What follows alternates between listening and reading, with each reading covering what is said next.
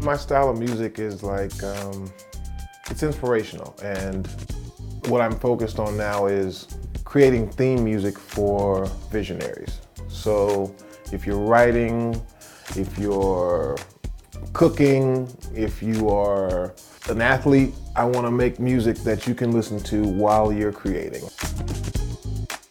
I love John Mayer. I love his sound. Stevie Wonder, of course. I love Tribe Called Quest. And a lot of times it ends up sounding like a mixture of those three. I steal a lot of the melodies that I've heard from them over and over, and they end up coming out in my music, and I'm like, wow, this sounds familiar. And then I'll play one of my favorite records, I'm like, oh, okay, so you can't do that. You gotta make it your own. My mom is Crystal Merton. She's a phenomenal songwriter, singer. She sang with an artist named Andre Crouch for, I think, a little over 30 years. She got her first record deal when she was 19, wrote the majority of the songs on her record, and she was touring from the age of 19, 20 until she got pregnant with me. She was still touring once she had me, but she had been essentially a professional musician her whole life. And so she gave me, my dad can sing a little bit as well. I don't want to leave him out, but my mom definitely gave me the gift that I have as far as being able to hear melodies, being able to synchronize with music that I'm listening to and find a story in there that I can tell.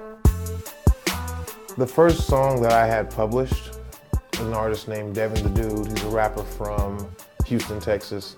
He was working with my cousin, and they were putting together some music, some production for his album. And my cousin was telling him about me, letting him know, hey, he can sing really well, you should hear some of his stuff. He played one of my records, a record titled Your Kind of Love. He calls me and he's like, hey, I want to put that on my album. We negotiated and I got paid handsomely. The song was on his record, and he still to this day tells me that's one of his favorite records, and that was 10 years ago. So it made me proud on two different notes. Getting paid is great, and then also the emotional currency that someone else feels what you express, and they love it enough to where they would want to express it themselves. Yeah, it felt great, still does. There was about 4 years where I was addicted to opiates. I was really at a point where any day, I was unknowingly attempting to commit suicide because the things I was doing, I was abusing the drugs so badly that I was unconscious of what was going on around me.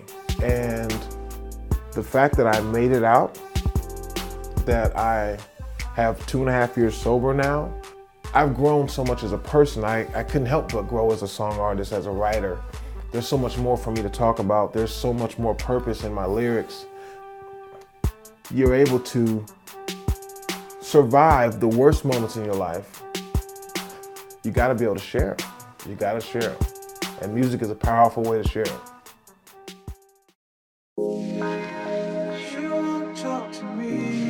I like to think of my music like a soundtrack for a movie, the movie being my life or what's going on in the world. My grandma listened to country music. I didn't really appreciate it until I was older. I grew up listening to a lot of like gospel and R&B and soulful music. I wasn't allowed to listen to rap until I was older, so like I was kind of late on that, but I fell in love with it. That kind of really influenced a lot of what I do today. Music was everywhere. It was a part of life. My parents listened to it when we were going through good times, when we were going through bad times. I just learned how to use it as an escape or use it as therapy, and I knew it could be a vehicle to get me to my dreams as well. For me, making a new song is just about finding a new story to tell. It's not like poetry, like an idea or something to spark a song. It could be a lyric, it could be a line, and then I'll usually come up with like a melody or the words in my head or sing them out loud, because I feel like if you write good music a cappella, then you can make a great song. If your song doesn't sound good by itself, then it's not really a great song. So I try to start without music and then find chords or find a cool melody to go along with it, or a cool bass line and some cool drums. I'm always just looking for inspiration though, like anywhere I can find it. It's hard to get good ideas on purpose unless you're like open to them and you're ready to receive them. You got your hands open and you can grab those ideas out of the air and make something cool. The moment that impacted me the most was probably doing the Tacoma show. Because I remember being in this room, looking out these windows at night, performing by myself and singing and pretending I was on stage at the Tacoma Dome. And it was like such a, like, it felt, I would feel so, it felt pointless sometimes because I'm like, there's no way that I'll end up in there anytime soon. Like, it's impossible. Fast forward a year and I'm on this stage in front of 10,000 people and I'm singing my songs. A lot of these people have no idea who I am, but they're connecting with me. And I get to share my story. I get to tell them how I got here. I get to tell them about how the whole Nicki Minaj thing happened and tell all these people that if I can do this and if I can be on this stage, then you can do even more, because I know where I came from and I know that I was not the most talented. I know I was not the best singer. I didn't have the most money. I didn't have connections or relationships like that. It was just, I had a dream and I wanted to achieve it. If I can do it with the bare minimum, then you guys can do so much more. And that's what I want for my city, and that's what I want for the people around me in my community, is to know that this isn't it. All you gotta do is go for it. And it's so possible. The thing that keeps me here is, for one, is where I'm from and the people that are here. The people that I grew up with, the people that are coming up under me, the people that have mentored me, the people that I love, and the people that made me who I am are here. Figure out who influences you, and then you go dig deeper and find out who influenced them. Sometimes the structure can be faulty, but the people are what make it what it is. You gave me the tools to get to where I'm trying to get to, and I'm gonna pass those same tools on. I'm here because I want it to be what it could be. I'm here because I see the potential and I see how amazing it is already. I've had a chance to travel around the country and see other places and spend time in other places. And I see what advantages we have, and I see the kind of people that we make. I don't believe that, it's true, that the best grapes come from the worst dirt. And I feel like Tacoma is a clean slate. It's like a clean canvas. And there are people here, there are resources here. It's just like connecting the people and the artists and the resources and make it so that we can all help each other and work together to be what we could be. How long have we known each other? I first met you in 2009. I was doing a recording session with some other producers from Tacoma. That was my first time like being in a studio that had like real equipment, like a booth and like a real legit microphone. Right. Yeah, I remember coming in there at night and you seemed like you were not really happy to be there and you were just ready to go. So it was like, let's just I had probably been there all day. Yeah, yep. Real excited, real hungry, real tired. And like, all right, great, we got another group of real exciting artists coming in. And exciting local artists. Yeah. Yay. All the way from Tacoma. Yeah, this is their big studio debut. Right. Yeah. Happy for them. I get to be the one to tell them that they're too loud in the microphone. Yes. And I had no clue what I was doing back then. And I thought, what's crazy is how much I thought I knew, because I had done music in my room for so long. That like, I'm gonna be prepared, I'm gonna go in here and like make something magical happen. And I was just a songwriter at that time. I wasn't even like the artist. I was there as support for somebody else. So I kind of it was cool because I got to kind of sit back and see how things worked and see how terrible we were. But it wasn't me. I didn't have to really do much. So yeah. Yeah, I was actually worn out with being locked in a studio, being in it's a creative space, but it was more of like, I wasn't connecting with people. Right. I wasn't connecting with the outside world. I was only connecting with other studio people. Right. And by studio people, I just mean people that were trying to make a product. Yeah. Like being in a factory. Yeah. It was wearing me out. So then every time somebody would come in, I'd hear the same thing over and over. Man, this is it. This is the one. This is the one. Hit. Let's go. And then when they get excited about something, especially when they get excited about something that you're doing, they're like, hey man, when we make it, we're gonna take you with us. But then there would also be people who are super talented, and they're usually super humble. Right. And I remember that about you. You were not, it wasn't an insecure thing, but it was like, I wanna do what I'm doing better. Right. I have not arrived. I am not coming here to bless this area. I wanna do what I'm doing better. Do you have like a place where you keep like all your ideas and inventions everywhere. Right. I have notepads everywhere. Yeah. I use my phone. I have another phone that's just full of ideas. Right. Because it'll pass. Yes, it will. You'll have an idea. There's probably been 5,000 times in my life where I've been on a bus, where I've been in a car, where I've been in a meeting, okay. Yeah. and I'll ooh, okay, that's a good little groove, or man, I don't know, I'm just saying something, and I'm like, I should write that down. No, I'll remember it. I remember it. I'm very smart. Right. Or have a dream, you wake up in the morning like, oh yeah, Yeah. I should get up and write it down. No, this You finally get a chance to go do it, and what? It's gone. And that's a seed that has to be planted. It has to be purposefully planted. Yeah. You know. Yeah. And if you don't purposely plant them, somebody else is going to put their ideas in there. Right. You know. Right. That's why I know with you, you don't listen to a lot of other people's music when you're in the creative process. I was like, yeah. Because your music is influenced by others that you liked, but it's your own music. It's not like, oh, that sounds like, you know, Coldplay, or that sounds like Kanye. No, it's like, this is Will Jordan's music. Thank you. I mean, the entire process, the writing, the vocals, the sounds, the way that the sounds are blending. Wow. You might go over ideas with others, but it's like, this is my time to tap in. What is that process like for you? Is it very personal?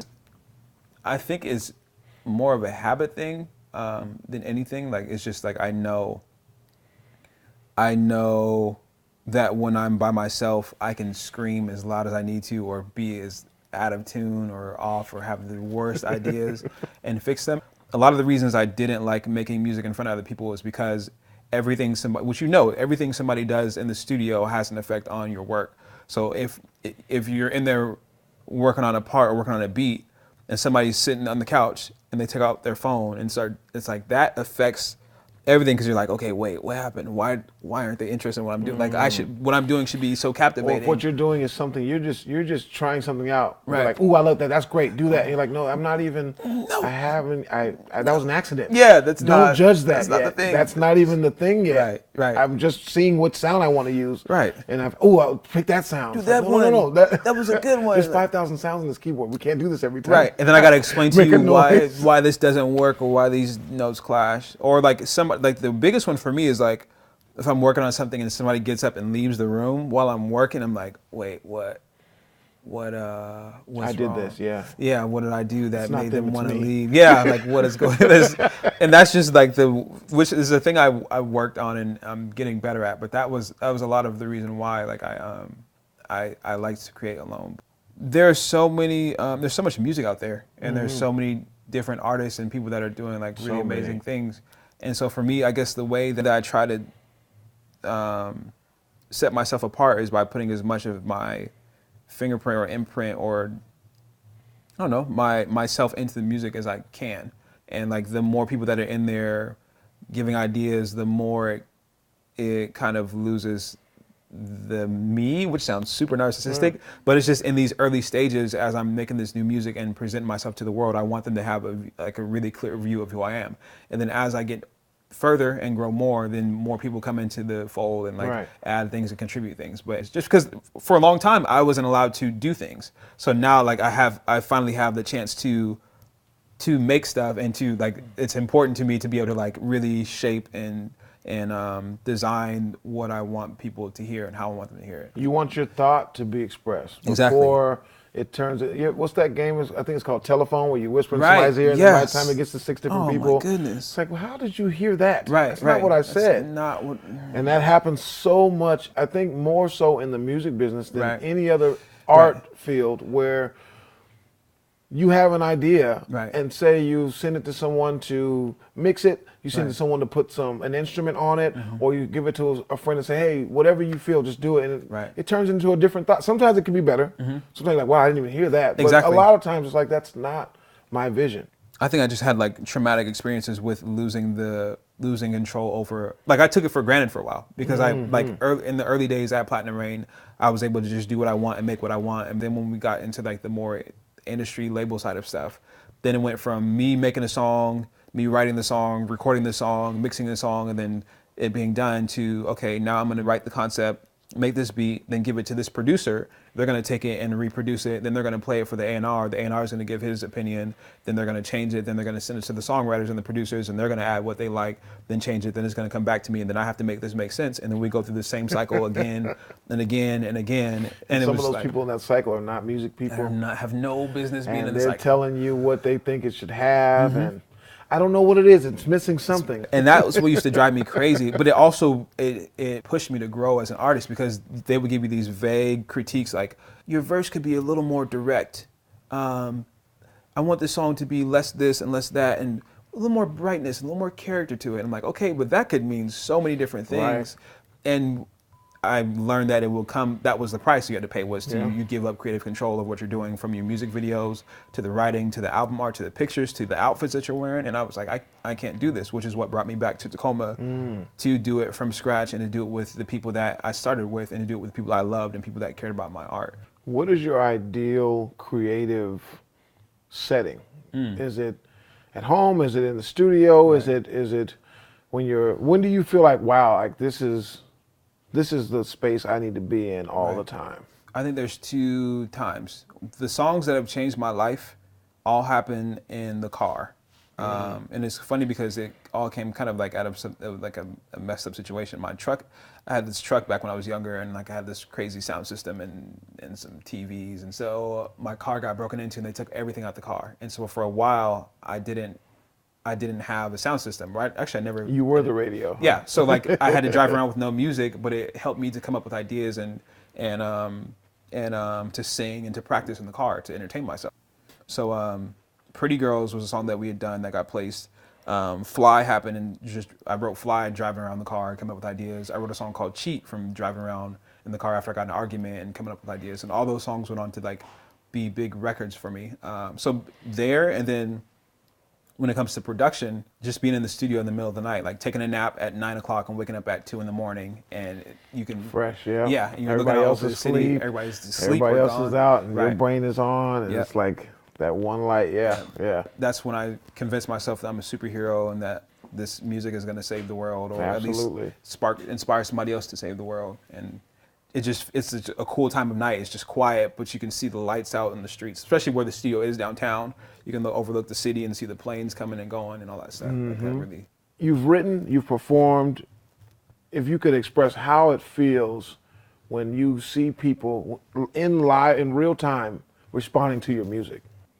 It's like growing up and like having a poster of like somebody you are just infatuated with or in love with, and they're just on your wall every day, and you like you're praying like, one day I'll meet you, and one day I'll get to shake your hand or say hello. Having a full conversation with a poster. Yeah, and then like 10 years goes by, and now you're like with this person. You guys like married, and it's like, whoa, I never thought. Like I hoped that one day we would connect, but I never knew how or if it would happen. You spend so much time like working alone and like beating yourself up and getting critiqued, and then going through the label stuff, and then everything is like about business and numbers and metrics and stuff that you don't even want to even deal with. It's like there's so many different obstacles that you go through. So like it's sometimes it's hard to hang on to that dream or hang on to that hope.